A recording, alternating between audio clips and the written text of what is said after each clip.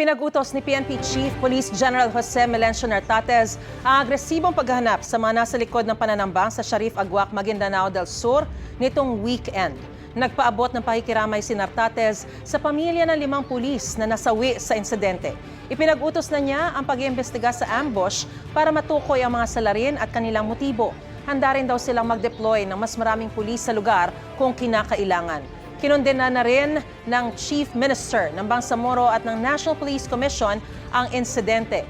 Bukod sa 5 nasawi, may 3 iba pang pulis na sugatan sa pananambang. Ayon sa Bangsamoro Regional Police, pabalik na sa detachment ang mga pulis matapos nila magpatrolya nang dumating ang armadong grupo.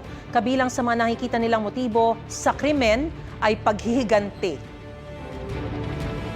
Tinitingnan pa rin natin yung mga possible motives nila. Kabilang na yung retaliation from previous law enforcement operations noong ating platoon.